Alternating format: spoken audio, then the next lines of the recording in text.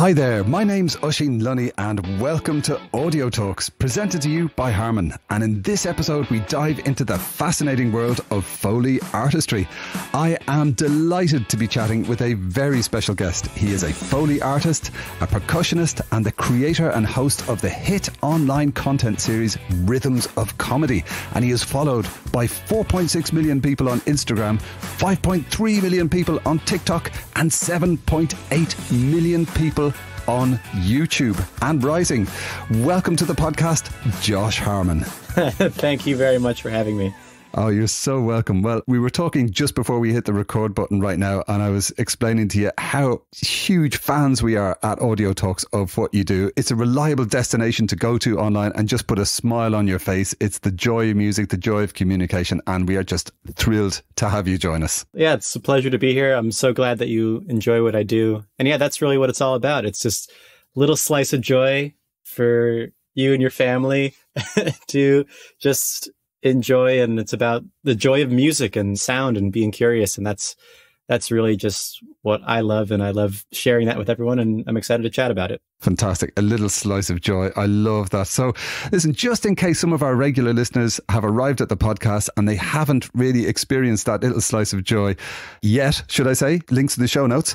How would you describe what you do today to someone that you'd never met before? Describe your job, because it's really awesome. I would say that, it is hard to describe. What I usually say is you should just take a look and you'll understand it right away.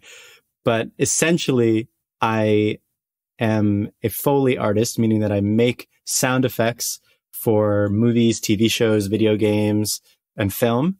But the way that I do it is rather unique and not the way that a traditional Foley artist would work. The way that I do it is I take all the sounds that are needed for a particular scene.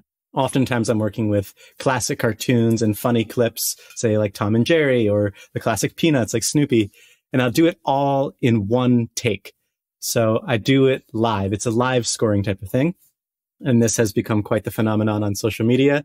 And that's what I do. Amazing. Amazing. And folks, like he says, if you haven't experienced it, just hit the link in the show notes and dive in. It will put a smile on your face. And Josh, for the uninitiated, how would you describe a Foley track on a movie or an animation? Yeah, this is something that I never really knew or appreciated as a child, watching these cartoons or movies or video games too. But a lot of the times what you see, rather what you hear, let's say when you're watching a film, is not actually the audio that was recorded at that time of filming. A lot of the times, most of the sound effects that are in a movie or a TV show are recorded after the fact by someone called a Foley artist. Foley, invented by a man named Jack Foley, it's named after him, is the art of basically re-layering or redoing the sound effects after the fact, using oftentimes very surprising, unexpected objects that you could never otherwise predict. All kinds of weird things that I've now become very acquainted with. But yeah, that's what it is. It's the art of making sound effects for shows. Phenomenal. And you mentioned that, when you were growing up watching these classic cartoons, Tom and Jerry, etc., you weren't really aware that the Foley was doing what it does. When did you first become aware that this was a thing? And then when did you want to start doing it yourself? So I never studied Foley or even film like in college. I didn't even study music in college. I just have played music my whole life. I grew up playing the drums. I started playing the drums when I was 3 years old, and it's always been a part of me. And during COVID, I had started uploading these videos of myself playing the drums, just sort of a standard drum social media type of thing. I was doing covers, I was even doing like exercises on the drums, just very standard drum content. But over time, I just wanted to make the videos more and more creative, and I wanted to start pushing myself. And so every time I would upload, I would try to just make that video a little bit more exciting, a little bit more unique than the previous one. The first sort of thing that gained a lot of traction was that I started to take clips of comedians, because I also love comedy and I used to do stand-up, and I would play along to the rhythms of the comedians' jokes. So I would, take a minute-long joke from Jerry Seinfeld or Bill Burr or any of the great comics, and I would sort of dissect the mechanics of the joke and play it out on the drums. And I called it Rhythms of Comedy. And this gained some traction, was very exciting. And then one night, I'm not even sure how this occurred to me or why But I just thought, oh my God, all the videos are in English, because I was taking English speaking comedians and working with that material. And I realized if I could remove the language from this somehow, but still keep this concept of playing drums along to comedy, then the videos, I bet they'll do much better because anyone could enjoy them. You don't have to be from an English speaking place. And I was like, well, what kind of comedy doesn't have language in it? I guess slapstick. Well, how would that work? Well, I've always loved impressions. Impressions have always had this magical quality to me. When someone can make their voice sound like something else or someone else, that's really, really exciting and captivating and engaging to me. It's one of my favorite genres of comedy. I just love impressions. And so then I was thinking, oh, well, what if I could do impressions on the drum set? What if I could make my drumstick sound like something else? What if I could make, my brush sound like a whisk in the kitchen, or I can make my snare drum sound like a washing machine? And then it's just clicked like, oh my God, I can create sound effects. That's what I'm going to do. And so I never actually set out to become a Foley artist. This idea was something that I really backed into in this counterintuitive way in service of making better videos online. Not because I was so passionate about sound effects or I loved the film industry or behind the scenes or anything like that, even though I find all that very interesting. But it was really just an idea I had to make better videos. And also just to challenge myself on the instrument. I had never seen another drummer do that before, make sound effects like using the drums. In music, I was always fascinated when the drummer would make reference to something in the lyrics, like if in the song, if the singer said something about I'm knocking on your door, and then the drummer would play like some cross stick sounds, to create a little door knock. I always thought that was great, like that kind of thing. Or various drummers who bring unexpected sounds out of the drum set. I always thought that was such a cool thing when I would see a drummer do something I had never seen before. Like there's this guy, I remember in high school, this guy named Juan Carlito Mendoza won the Guitar Center drum off. And one of the moves that he did, he turned his snare drum upside down and played the wires of the snare. And I thought that was the coolest thing I'd ever seen. And I was like, oh my God, he discovered a new sound. And to me, that was just the most captivating thing. So always have had a sort of a penchant for sounds, exploring timbre and tone when I play the instrument. But yeah, the Foley thing was just an extension of me wanting to be as creative as I possibly could.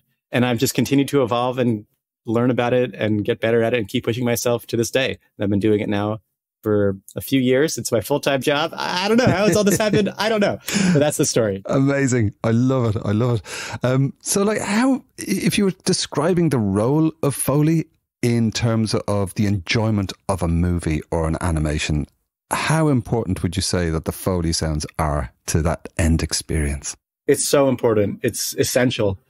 If you were to take the sound effects out that were recorded after the fact, it would be shocking how much it actually adds to the realism of the film.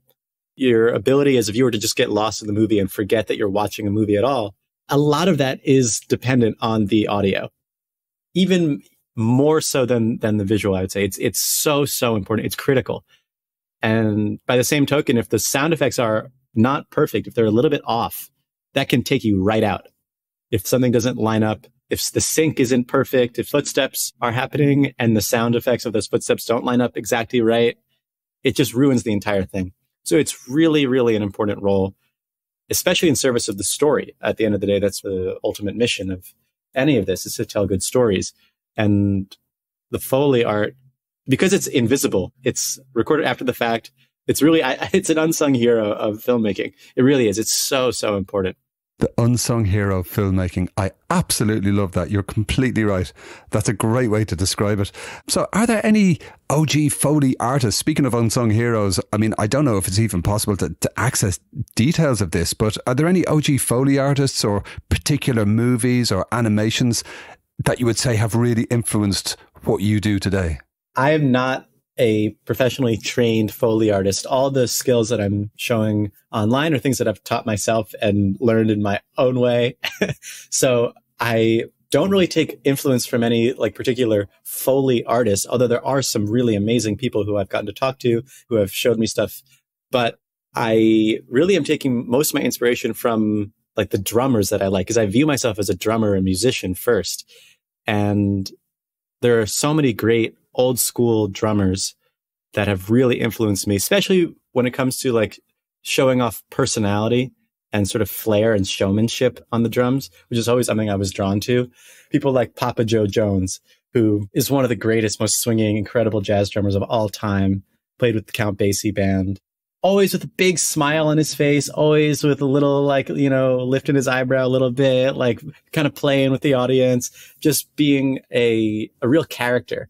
And also getting interesting sounds out of the drums, using the cross stick, using his fingers on the head of the snare drum, and always with such attitude and flair and effortlessness. Always everything he played was effortless.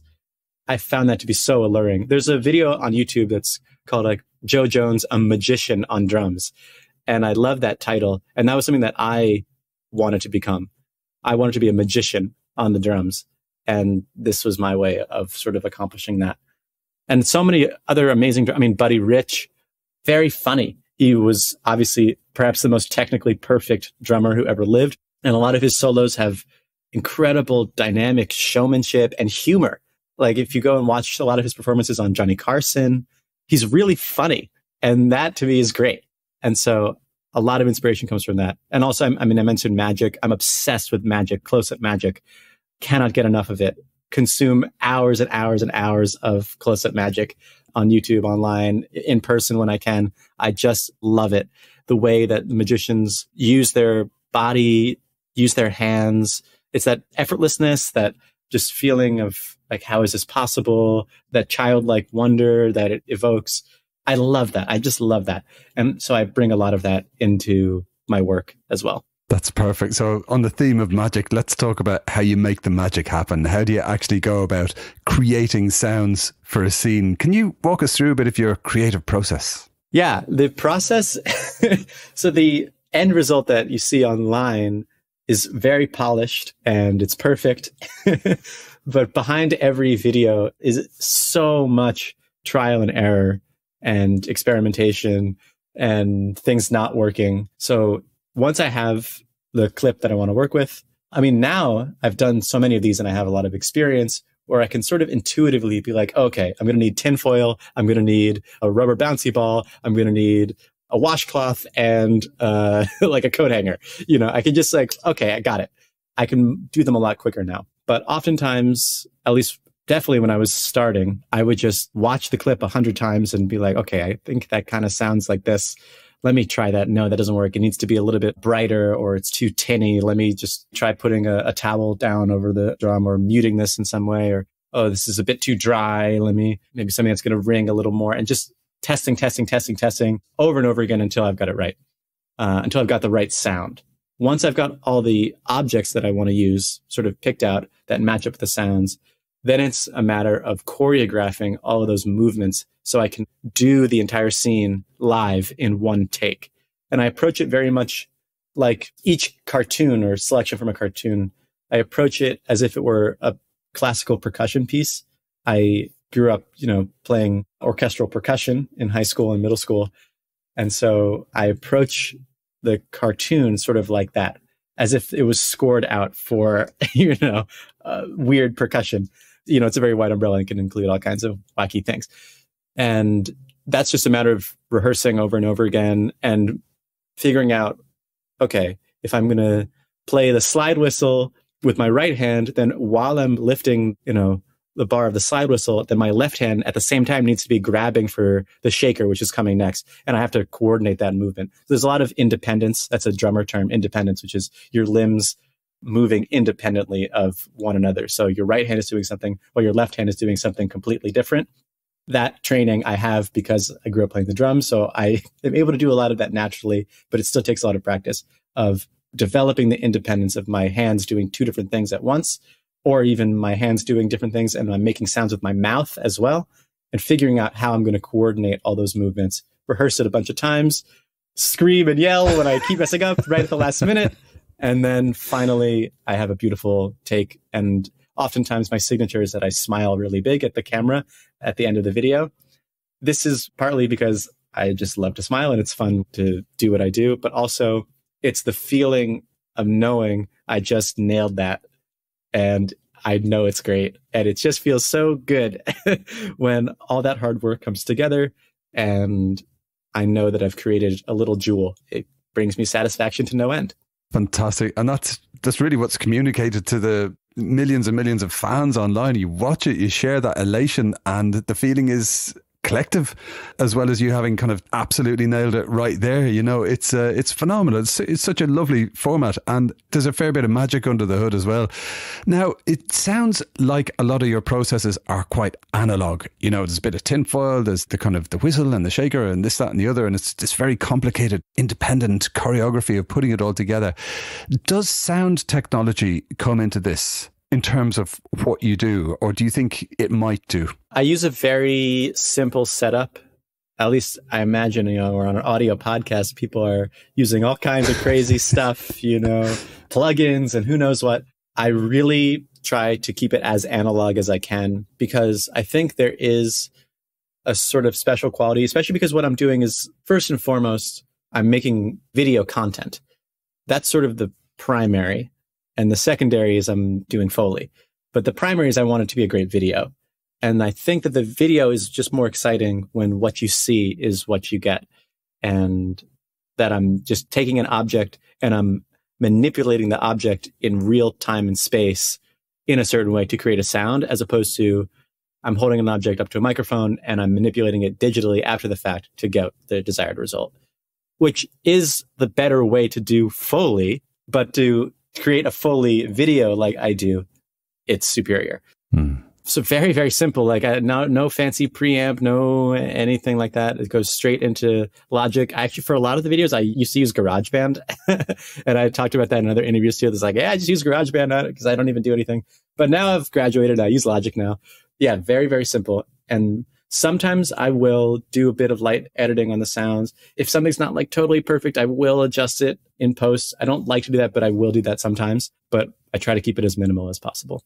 It's very much about capturing that authentic moment and then sharing it with the world. And I'm curious, how much time do you typically invest in making your videos? You mentioned there's a lot of research, a lot of practicing, and then you nail it, you get the take. But like, how long does it typically take to get to that end, that destination? It's absurd. I got to work on this. I got to work on not doing like 5 million tries. And I have to work on just being like, this take is good. You don't need to do 30 more to like fix that one tiny thing. It's fine. But oftentimes the videos take me probably 3 to 4 days each, just for a 30-second little video. So there's so much effort that goes in behind the scenes to make them great.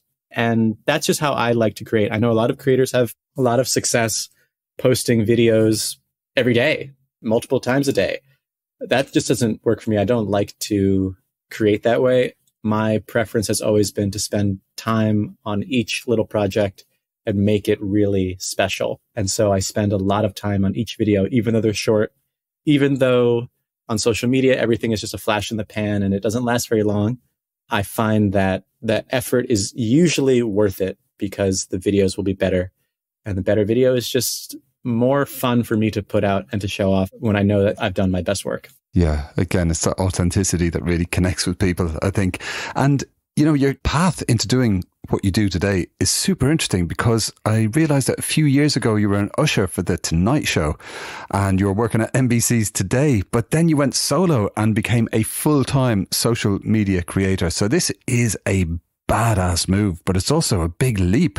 What inspired you to kind of step off the edge of that particular cliff? I went rogue. I went totally rogue. Oh, God, I did it. So, yeah, I mean, I think a lot of people have a similar story in that the pandemic just completely upended everything. Before COVID, I was working at NBC. I was in the Page program. So if any of the listeners have seen the show 30 Rock, I was literally like Kenneth from that show, Jack McBrayer's character, where I had the blue blazer and I was, you know, ushering people into their seats for the late night shows, giving studio tours, like literally anything that needed to be done. I was helping to do it. It was so much fun. I loved doing it. I loved being in that environment. It was really exciting. I got to meet all kinds of interesting people. And then I was supposed to, I mean, everyone who was a page, you do that in a cohort of other pages. So you're with a bunch of people and you're all supposed to get a job, like a permanent job after your year is done. But My whole cohort's year was cut short by the pandemic. We all got sent home. We all lost our jobs, basically. And so I had to give up my apartment in New York City, moved back home to New Jersey with my parents. Miraculously, like a couple weeks into the pandemic, got hired at the Today Show for a remote position as a writer, which was really lucky to get a job at that moment when everyone was losing their jobs and unemployed. So much television and film and all that shut down. But I was living at home, and the Today Show was like an early morning show. And so I would be done with work very, very early. And it was COVID, so there was just nothing to do. And I'm back home. I've got my childhood drum set that I used to play when I was a kid, and nothing but time. And I was just like, man, I don't know. It's 2:00. Like, what am I going to do? Go to sleep? So I should start an Instagram. I had never had an Instagram, by the way, before this. I had never had personal social media. And I was like, well, this would be fun. I should just film myself playing the drums. I love to play the drums, and I could post it online. It'd be help me pass the time and keep in touch with my friends. Keep in touch with my 10 friends, while I ride out the pandemic. At that time, which we all thought like, oh, this will be over in like a month or two. And so I really had never planned to do this full time, to be a creator full time, or to be even a musician full time, because I really was like, TV is the thing, comedy is the thing, writing is my thing. And the videos just were so much fun to make that I would be in a meeting at work and thinking about, oh, what video am I going to make this afternoon? And then when the video started to get views and really the numbers started going up, suddenly then brands start reaching out, wanting to do partnerships and sponsorships, and they're offering to pay you. This was very exciting, but still never occurred to me that it could be a full-time job until I got an offer for a brand deal. And they wanted me to make, it was 3 videos. So each video takes me about 3 days. And so this was going to be maybe like just under 2 weeks worth of work. And I was going to get paid more than I was making in an entire year's at NBC. Like, it was more than my entire year's salary for a package of 3 videos. So that was the moment where I was like, whoa, what is even going on? But it's still, from that moment was another like 8 months before I actually got the courage to quit. It's very daunting to go out on your own and just to do something uncharted like that. I also was a very good student growing up. I was a straight A student, always wanted to be doing the right thing and pleasing the right people and impressing my superiors. And quitting anything did not come naturally. It felt so wrong. And I remember calling my boss at the Today Show, and my voice was trembling. I was so nervous. I was like, I'm sorry. I'm calling you because and I was like stammering. I couldn't even get the sentence out. And my boss interrupted me, and she said, "Oh, you want to quit to make videos? You should do that. The videos are great. I've seen them. I love them. Go ahead. Like, you can't work here anymore. Just go make videos." And that really lifted a weight off of my shoulders too, and was a very kind thing of her to say. And I haven't looked back. I love that story. And there's a lovely bookend to that. I believe you were invited back by Jimmy Fallon to perform on the show. What did that feel like? That was really, really crazy, because a year prior to that, I was putting people in their seats. Like, literally the audience would come in and I'd be like, okay, you're in, E4. And I would, escort them and usher them into their seat. And I would just hang in the back of the studio. Not that long after I started putting myself out there online, I'm now on stage as a guest of the show. Of course, it was during COVID, so it was still, we filmed it over Zoom. Kind of a bummer, but still, that was a real moment for me. And it just helped me appreciate the value of putting yourself out there, no matter what the craft is, audio, Foley, whatever, anything, music, doesn't matter. There's so much value in presenting what you do to the public. I think there's inherent value in doing that, notwithstanding how it's received or how many people receive it. There's so much you learn from just presenting what you do. And the Tonight Show appearance was a big moment for me, in that it just clicked for me, like, oh, this would not have happened if I had just kept my drumming to myself, essentially. No matter how good it was. Or if I was the world's best employee of NBC, this would not have happened. What a journey. It comes back to that word again and again, authenticity. your authentic self in these videos, and they connecting with people all over the world. And I love that kind of origin story there. And I love the speed of it as well. And the fact that you got that bookend, that kind of beautiful symmetry with actually being invited back to perform on the show. But social media, you know, that this is obviously like a massive kind of legacy broadcaster. NBC, they're huge. But it's been social media that has really elevated what you do and brought it to a global audience. How have you embraced the different social media platforms in terms of reaching and growing a global audience? I would say I have a interesting relationship with social media in that obviously I'm very good at it and I've received a ton of benefit from it, but I also have not forgotten the fact that it can be quite nefarious, both as a consumer and a creator. There are many pitfalls that one can fall into. It's very easy to fall into the trap of comparing yourself to others on social media. That's sort of how it works. It's kind of, you know, baked into the nature of the platforms. It's very easy to become obsessed over the numbers and to start equating your self-worth with video performance or post performance, and which is something that I've really struggled with for a long time and still struggle with. Putting so much work into a piece, putting it out there, and then sort of after the fact, judging it based on how well it does and how many people see it, which is so unhealthy. And I try to not do that as much as I can, but it's still difficult to avoid that. And so I embrace social media, you know, on one hand with open arms, but on the other hand, like a little bit like I just have to always remind myself that mental health matters. You're nothing without a healthy brain. And so I take a lot of steps to ensure that I can hold on to that, which is very important to me. I don't post that often. I only post when I want to, which I understand is a luxury based on how well the accounts have, you know, done and grown over the past few years. But I don't give myself like, oh, I have to post every 3 days, or I only post when I have something that I want to share. And I find that has worked for me also because I know that the videos are good. And so I can post less frequently knowing that I'm putting out the motto that I use is all killer, no filler. In terms of the various platforms that I use, my focus is TikTok, Instagram, and YouTube. The past year, YouTube has become such a big focus of mine.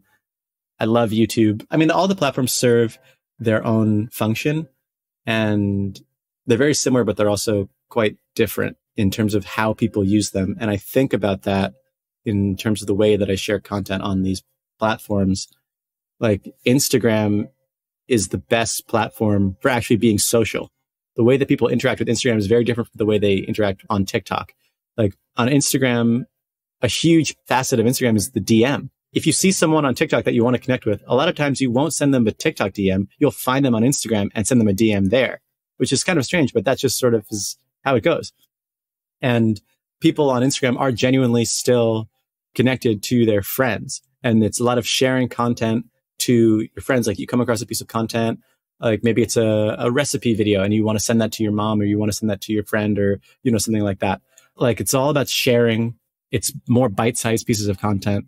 Whereas YouTube is sort of just like its own like whole world. I mean, YouTube is so amazing because the wealth of content on YouTube it's infinite. It's amazing. Like anything that you could possibly ever want to learn or know, the answer is almost definitely on YouTube. And so people go to YouTube, you know, let's say you are like, your toilet's clogged. You're not going to go on TikTok and be like, how do I unclog my toilet? You will put that oftentimes and watch a YouTube video about it. And so it's a search engine, whereas the others are not. And so you have to think about the title and the thumbnail of the video.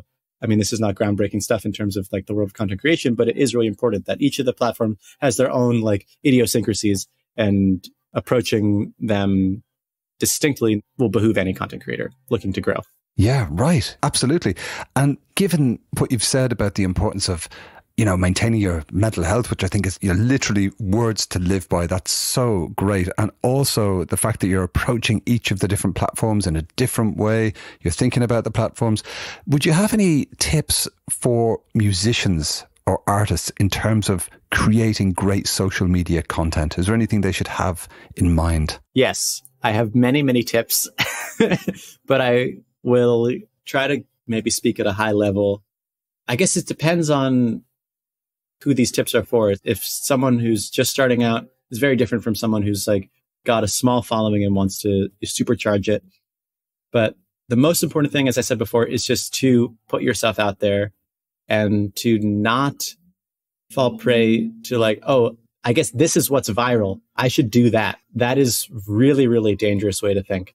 This is what's trending. Let me just jump on this trend, which can work maybe a couple times, but after a while, it holds no water. The important thing to think about is yourself and your own story and your own ability, your own approach, and trying to put that forward.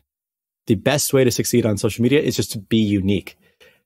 And it sounds difficult. Everyone has something that is totally unique about them.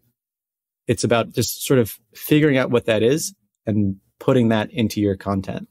And maybe it's an ancillary interest that you have. Like maybe you love bird watching, or maybe you love lawn games. I don't know. When things become interdisciplinary, I think that's when magic can really happen. For instance, my content, I'm combining two things that I really love. I love drumming, I love percussion, but I also love movies and I love comedy and I love cartoons. I guess this is multiple things that I'm combining, but by bringing those together, that's when something new comes out.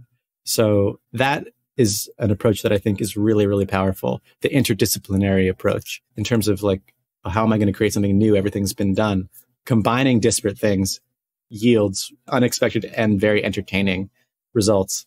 I think that if you're like a musician, specifically like tips for musicians, play really fast. That's a joke. That's a joke. Because oftentimes what you see on Instagram is just like 7-year-old kids like just shredding out of their minds. But I would say that at least my approach is that I wanted my videos to be enjoyable and understood and appreciated and like just fun for people who are not musicians. That to me was really important. I wanted it to be exciting. Like you don't have to know what Foley is. You don't have to know about anything, but it's very approachable in that regard. So I think that you'll just reach a much broader level of success if you can somehow make videos that are approachable to a wider audience. Like find a way, even if your thing is jazz piano, how do you make that accessible and approachable and enjoyable and fun to someone who has never thought about jazz piano before? That's a really fun challenge to think about. It's worth doing. Of course, there's also value in just being hyper specific. And like maybe your whole channel is about tritone substitutions and that's it. You know, there's value in that too. There's nothing wrong.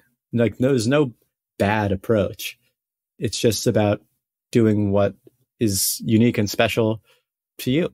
That's really the nugget of it. And also don't worry about like stupid things like hashtags or like what time should I post or how long should the video be. Like, yeah, it doesn't matter. That's all just like whatever. If it's a good video that's fun to watch, it will go viral. End of story, period. Very solid advice. That is just music to my ears, pardon the pun. You've had some really unique guests on your channels and, you know, you're kind of doing Foleys together. Talk to us a bit about, you know, if there was anywhere you'd like to recommend or any specific guests that you think are a great combination with your good self. Where should people dive in? I mean, I've been lucky now to have done a lot of really great, fun collaborations. I've done a couple of videos with Benny Blanco, one of the most amazing producers, and just such a nice guy, such a fun person, and just a great hang. We had so much fun making those videos together. They came out really great. That's another tip as well. Like if you are genuinely having fun and the camera is rolling, you've done it. Like that video is very, very likely to do well if you are having a good time and capturing that energy. And so especially with a collaboration, when multiple people are now having fun together, that effect is multiplied. And so that's really the goal with any of the collaborations that I do. It's first and foremost, yeah, I want to make a good video, but the principal thing I'm trying to do is have a really good time and make sure that that person I'm working with is having an absolute blast. I mean, these are skills that I learned actually as a page at NBC, bringing it back to my first job, where I was oftentimes like getting a very famous person like a coffee or a water. And from that experience, I learned how to talk to anybody, no matter who they were, and to instantly make them feel very, very comfortable, and to not be starstruck or to not just right away to develop a rapport with someone. And that is a skill that I take with me into any of the collaborations that I do, which is just really fun. Like, it's just about connecting on a human level and doing this fun, silly thing together. I recently did one with Joe Jonas of the Jonas Brothers. So fun. He was great. He absolutely nailed it. Such a fun, just like hang and a good time. We didn't have that much time to put it together. So I was really actually impressed with, I was like, all right, Joe, here's what you're going to do. Here's the choreography. You do this when this happens and this. And he's like, great, got it. And then we nailed it very quickly. It was great and kind of a rush. So that was a fun one. I loved working with the Blue Man Group. That was such a treat. Just the energy of that environment, that universe that they've created, such a joyous energy, which of course resonated with me, but just a great spirit of creativity. And any idea that I had, they were like, yes, let's do it. And I was like, okay, we're going to need a fire extinguisher, and that we're on it. Like, how big? That was a really fun video. I would recommend watching that one if you want to check out collaboration that I've done. I'm kind of looking forward to diving back into a lot of those editions. But let's look into the future. Talk to us about what's next for Josh Plays Drums. I mean, wow, what is next? This is a question I'm asking myself daily. What the hell am I doing? What is going on? I think what's next is just bigger and better projects. The spirit that I started with of just each video, I want it to be better than the previous one, remains, and that is still my goal. It's come to my attention over the past couple of years of doing this that kids really love my content, which I think is amazing. Young people, even toddlers. I'm getting notes from parents saying my 4-year-old, my 5-year-old, my like infant baby loves watching your videos. Like, I can only get him to like relax or eat his vegetables or like behave if I show him some of your videos, because it just makes him smile so much. Or my 6-year-old kid is interested in drums and wants to learn music because of your videos. That's the best. I mean, that is just like, oh my God, that's the greatest message you could possibly send me. So I'm actually leaning into that. I'm working on some projects that are like especially kid-friendly, designed for kids, more on the educational side that I can't quite fully talk about, but when they do come out, we can do another interview and I will tell you all about it. But yeah, music education is really important to me. I had so many amazing teachers growing up who taught me a lot, and I would not be where I am now. I wouldn't have half these skills that I have now without the amazing teachers who just opened my mind. The fact that now I'm in a position where I can be someone who helps other people learn about music, helps other young people discover that music is just the best thing in the world.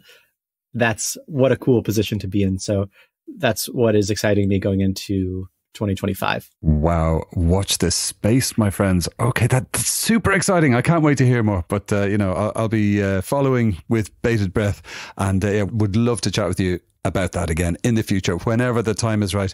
But Josh, believe it or not, we have reached the end of the podcast. I've got one more question to ask, and this is a question that we ask to all of our VIP guests, and this is to choose a track for our VIP title playlist. And talk to us a bit about why you chose it. The track that I want to choose is called Lil Liza Jane by the Preservation Hall Jazz Band off the album Shake That Thing, which is my absolute favorite drum solo ever. It's the greatest. It's by a drummer named Shannon Powell, who I had the great fortune of studying with when I was in New Orleans a couple of years ago. I lived there for a little bit, and it absolutely changed my life. This guy is one of the greatest players who has ever lived, period. He is just the best. So swinging, so captivating, such a unique sound. It's deep. It's so in the tradition. It's so in the box. It's so perfect. Like, it's just it's perfect. And I love this drum solo. It's melodic. He's using all kinds of different sounds, the cross stick, the tambourine, the toms. It's just perfect. I think it's one of the greatest moments of drumming that's ever been recorded. And I'm not even exaggerating. I'm obsessed with this track. I listen to it, but anytime before I have a gig or anything, I will listen to the song like on the way there. It's just so much fun. I love it. I love it. I love it. And I had the amazing fortune this past year at Jazz Fest, which is the big music festival that happens in New Orleans, actually getting to play with the Preservation Hall Jazz Band that's on this record, with Shannon, one of my drum heroes.